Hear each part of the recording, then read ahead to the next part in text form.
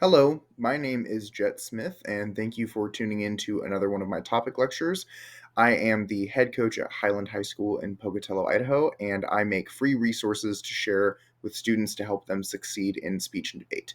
This video is a topic lecture for the November-December 2023 Public Forum debate topic, which reads, Resolved, the United States federal government should forgive all federal student loan debt. So in this video, we'll first discuss the resolution and analyze it to make sure we're all on the same page as to what exactly we're debating here. Then we'll discuss some arguments for the pro as to why we should forgive all federal student loan debt, and we'll finish with some arguments on the con with some reasons why we should not forgive all federal student loan debt. So first, let's analyze the resolution through 5 different aspects. First is trichotomy, which is what type of topic is this? Policy, fact, or value? The reason why this is a policy topic is because it has an actor, the United States, the word should, and an action, which is forgiving, specifically of federal student loan debt, which means that this is a debate about hypothetical action at the government level. Voting pro would say that we do take the action, voting con would say that we do not take the action. Next up, what is the topic actually about? There's 2 important terms in order to understand what the resolution is discussing. The first of which is what federal student loan debt is, and that is a federal student loan is money borrowed from the federal government to help pay for your education that must be repaid with interest. In total, if you added up all of the federal student loan debt in the country, it would now total $1.87 trillion. Number 2 is federal student loan forgiveness. Student loan forgiveness releases borrowers from their obligation to repay all of their federal student loan debt. These borrowers have taken out loans to pay for their post-secondary education. So when you borrow money to pay for college from the federal government, the forgiveness would basically say, you don't have to pay us back, we're good. Why might we be debating this? Some things to keep in mind is that student loan debt is so high to the point where it's almost $2 trillion when you divide it amongst all of the people who have it in our country. Additionally, until this month, October, when this video comes out, student loan repayments have actually been paused since the pandemic. So for over 3 years, nobody has had to pay or make payments on their student loans unless they chose to. However, this month, those are now resuming. And finally, President Biden tried to forgive $10,000 in student loan debt for all Americans, but that measure was blocked by the courts. Earlier today, there were some additional efforts of $9 billion announced in federal student loan debt. The problem is when you compare $9 billion to $1.78 trillion, it really doesn't seem like that much. Fourth part of analyzing the resolution is looking at the stakeholders who is affected by this resolution. This would include people who hold student loans, of course, but it would also include the colleges and universities who are providing the service of college. And it may also affect the taxpayers who would essentially be asked to pay for this program either through tax increases, through cutting spending on other programs that their taxes pay for, or by accepting a higher debt level for the government that they belong to. Fifth and finally, we have the core issues of the resolution. What is likely to be discussed? 5 main issues include poverty and the relationship between high levels of student loan debt and poverty, consumer spending or the inability for people who spend money on their student loan debt to spend that money on other things. The issue of fairness, quote unquote, is discussed over and over and over again by people who disagree with the topic, which I'm not very persuaded by that argument, but some people are. The issue of higher education and the importance of receiving a college degree, as well as the issue of equality on the basis of race, class, gender, economics, things like that, are all issues that you can expect to discuss on this topic. Next, let's get into the pro arguments, which are the reasons why it would be a good idea to forgive all federal student loan debt. The first idea for an affirmative argument would be economic stimulus. This basically says that much like the stimulus checks during the pandemic, people need money to spend in the economy in order to stimulate the economy. Because if I give money to the federal government for my loans, nothing happens with that money, it kind of just goes away. But if I spend my money at a business, the person who runs that business can use it to pay their employees. That person can then take that money and spend it elsewhere, and as money circulates through the economy, it helps everyone. So freeing up money to spend instead of on your student loan debt to circulate through the economy, will help raise wages, produce innovation, as well as create more jobs. The second argument idea for contention would be racial equality, which would say that people of color currently are more likely to have student loans and have higher amounts of student loans than their white counterparts. There are lots of different reasons for that, including the inability for Black households to generate wealth due to a legacy of slavery. There's employment discrimination. There's a whole bunch of different causes that can go into why people of color have more student loans. That means that forgiving student loan debt would reduce economic strain, particularly on people of color, and allow them to build wealth by saving that money or investing that money rather than having to spend it on their student loans. This would help us close the racial wealth gap, end cyclical poverty for people of color, and make our country more equal. Third argument idea that the pro could read for why this might be a good idea is preventing loan defaults. Now, when you don't make your payments or you miss your payments for an extended period of time, this causes you to enter into default on your loans. If we forgive the loans, then they would not be at risk of defaulting on said loans. And defaults are really bad because then you can get collection fees when they have to come after you at the IRS. It can make you ineligible for getting more financial aid if you are in default on your current student loans. You can even lose your driver's license in several states, and you can get your wages garnished, where instead of taxing you, they basically go to your employer and say, before you can give this check to the person, we have to take some of the money. So loan defaulting can be incredibly harmful, and that would be prevented by forgiving student loan debt. The fourth pro argument area would be about encouraging education, specifically encouraging people to go and receive an education. Right now, the fear of getting more debt or going into debt at all discourages people from finishing their degree or from even trying to earn one in the first place. But by forgiving student loan debt, we would encourage current students to continue the rest of their schooling. So if their current loans got forgiven, they wouldn't be afraid to take out loans to finish the rest of it. And people who are looking to get a degree may be encouraged to go receive one, even if it means they have to take out loans, because at least they might get forgiven again later. Now, the impact of this is that when we get a college degree, it will help people escape poverty and increase the number of skilled workers. An additional issue to consider on this topic is that the wording makes it appear that it's not forgiving student loan debt forever and always, it would be forgiving existing student loan debt. However, the pro could try and read a definition that says all student loan debt includes future student loan debt. So whether or not you can forgive just the existing debt or any future debt would probably have a huge effect on the topic. I think it's more likely that the debate is about forgiving existing debt rather than paying for all student loan debt in the future, because that would instead be a topic of should college be free in the United States. The fifth argument area to discuss on this topic is entrepreneurship, which is a fancy word for starting your own business. Millions of Americans right now have student loan debt, and there's lots of studies that show when you have higher levels of debt, particularly from student loans, you are less likely to start a business. But if we forgive student loan debt, then people will be less afraid of taking out risks or debt on other things like starting a business, and it will give people more money to save to put aside for starting a business eventually. The impact of why it's important that we encourage people to be entrepreneurs is that starting businesses can create jobs, stimulate local economies, drive economic growth, and produce innovation from new goods and services and products. Sixth argument that the pro could read for why it is a good idea to forgive student loan debt would be improving credit scores. Your credit score is basically a number assigned to you by a whole bunch of different organizations that tells companies and employers and banks how likely are you to pay back money that is loaned to you. It's based off of a lot of different things like your history of paying off your loans, the amount of debt you currently have, the number of accounts you have open, your age, all sorts of things like that.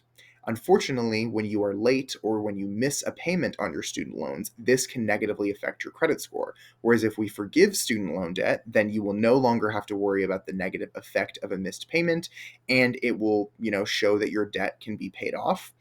The impact of having a better credit score is that it will help you when you try to do other things that involve loans. This includes buying a home, trying to buy a car, and trying to start a business.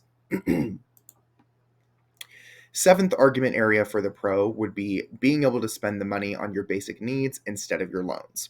Right now, millions of people with student loans are living in poverty and they can't afford to buy food and water and transportation, but they could maybe buy those things if they didn't have to pay back those student loans. But if we forgive student loan debt, then this will free up the money that would have otherwise been spent on the loan to go towards things like food, water, and transportation. And being able to afford your basic needs will help lift people out of poverty and improve quality of life. Eighth argument area for the pro concerns mental health. So there's lots of evidence that says those with student debt experience intense stress, depression, and anxiety as a result of the financial strain from their student loans.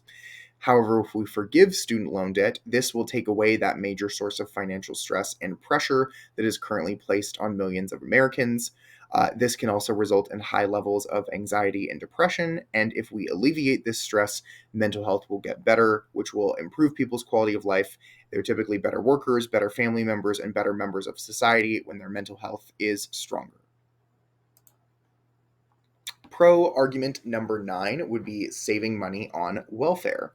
Currently, people have to spend a lot of money paying back their student loans, and because of that, they don't have enough money to afford other things, which means they're more likely to depend on government welfare programs, things like food stamps, housing assistance, things like that. If we forgive federal student loan debt, people can spend their money buying their own services and goods rather than depending on the government to buy it for them. This can reduce the overall dependence on the welfare system to save the amount of money we have to spend on those programs and teach people how to be self reliant, which will help them support themselves in the long run. The 10th and final argument area we'll go over in this video for the pro side of the debate is housing security.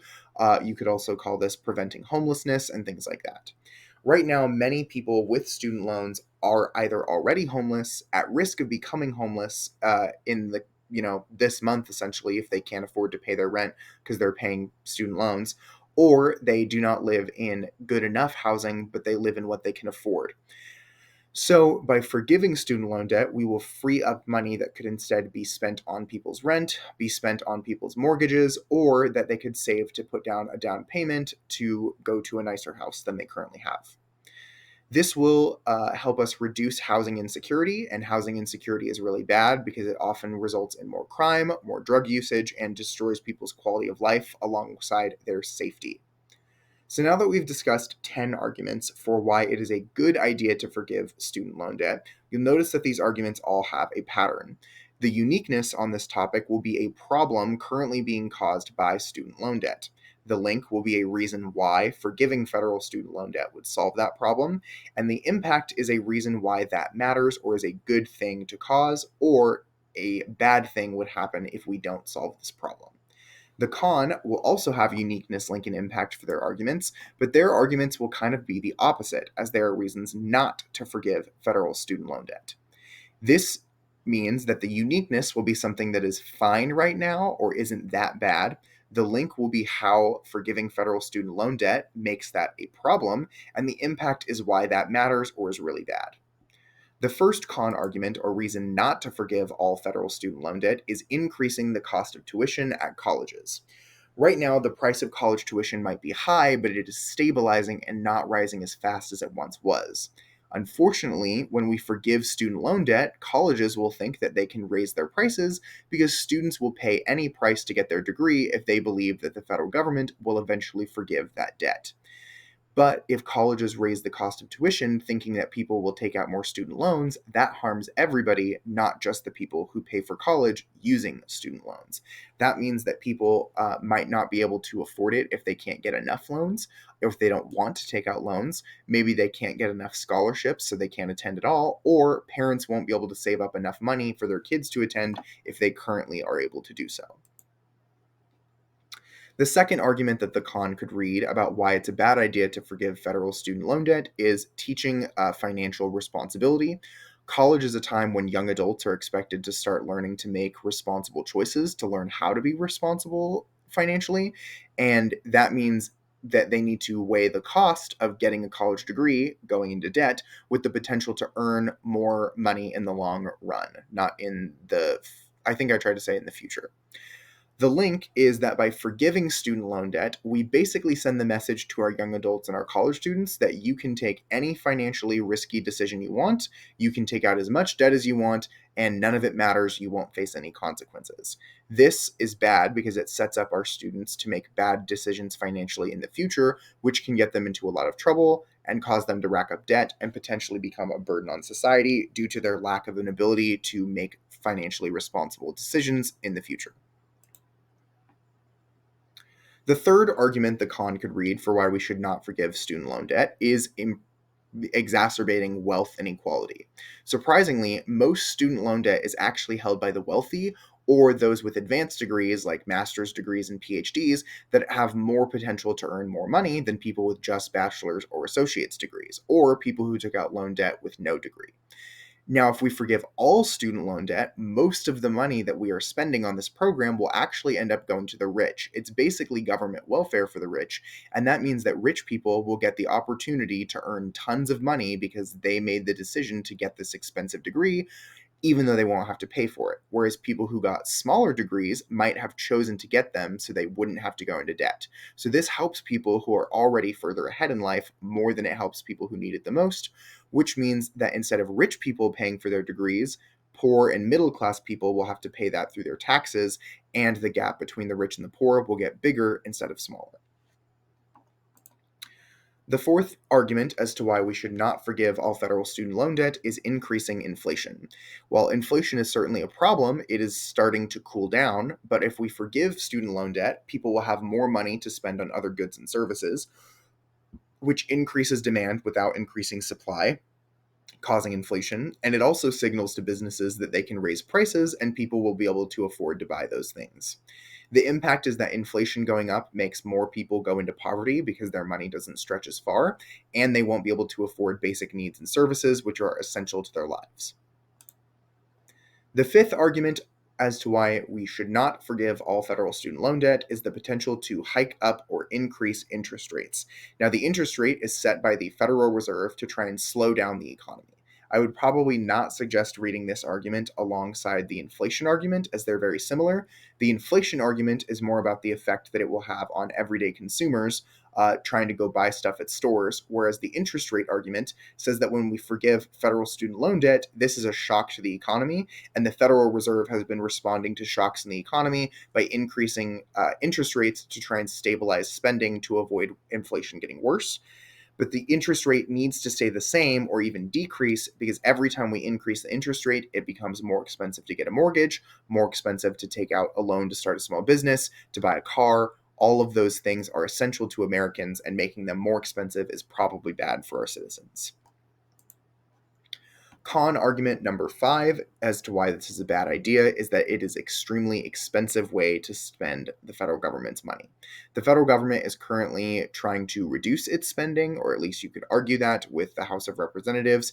But if we forgive federal student loan debt, that is essentially costing the government $1.78 trillion, and that money has to come from somewhere. We either increase the federal debt, raise taxes, or we cut spending on other beneficial programs, all of which you will argue would be bad. The seventh argument as to why it's not a good idea to forgive all federal student loan debt is a very interesting one, and this is a state tax penalties argument. While this does not apply to all states, there are at least 4 states in which people would be forced to pay taxes on the money that they are given or not forced to pay for their federal student loan debt. Many of those people with student loan debt are already struggling to pay for their basic needs and services and struggling to pay their taxes. So if suddenly all of these Americans who haven't even had to pay their student loans for 3 years, who could have just paid their student loans over time, are now forced to pay all of the taxes on these student loan forgiveness next April, that is a lot of money to expect them to pay. So either they have to pay it and they can't spend that money on other things, or they won't be able to pay their taxes, which can get them in trouble with the IRS, hurting their credit scores, putting them in jail, costing them even more money.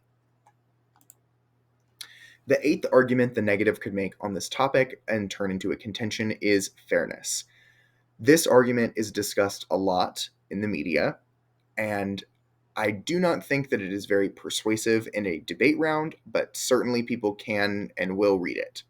The argument here is that millions of Americans have already paid off their student loans, or they've paid for college with their own money. But if we forgive student loans, then the only people who benefit from this program are the people who haven't paid off their student loans yet. But if you already paid for college with your own money, or your parents' money, or getting a job, or you got student loans and you paid for them, you don't get anything from this program. The impact of why this matters is that it could reward quote unquote lazy people while it doesn't reward or punishes quote unquote hardworking people. This could result in so much anger and chaos that it could result in civil unrest or protests, possibly being as bad as something like what we saw on January 6th. The ninth argument you could read as to why this is a bad idea is that instead of doing the resolution, we should instead support a general alternative, not a counterplan because those are not allowed in public forum debate, but a broad solution that is about as vague as the topic is. So you will argue that it is an opportunity cost or a trade-off. If we vote for the resolution, we cannot do this other solution. So right now, rich people and people with advanced degrees who can afford to pay their student loans have the most student loans. But poor and middle class people can't afford to pay off their student loans. If we forgive all federal student loan debt, we lose the opportunity to only forgive the debt of those who really need the forgiveness. And this is bad because it wastes money that could be spent elsewhere. Why pay off people's debt who could afford to pay it themselves, especially if they're going to be making a lot of money and risk worsening economic inequality in the process? So you argue that instead of forgiving all federal student loan debt, we should instead target the relief at people who need it the most. This would have more equity instead of just being equal, quote unquote, across the board. The 10th and final argument I think the con could read is another generalized alternative to expand Pell Grants. This is essentially another opportunity cost argument. The federal Pell Grant program is a scholarship program that helps low-income families or low-income students from low-income families go to college. It's based off of how much money your parents make, and if your parents fall below a certain income threshold, then you qualify for a grant, which is different than a loan. It's money you don't have to pay back.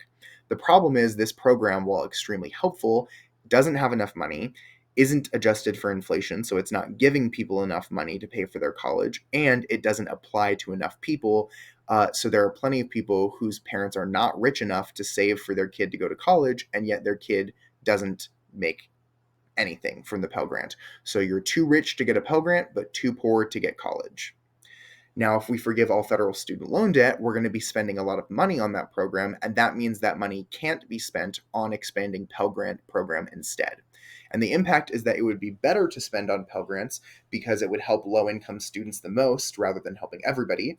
It would help people currently trying to finish their degree getting Pell Grants and future students who would want Pell Grants, and it would encourage more kids to go to college.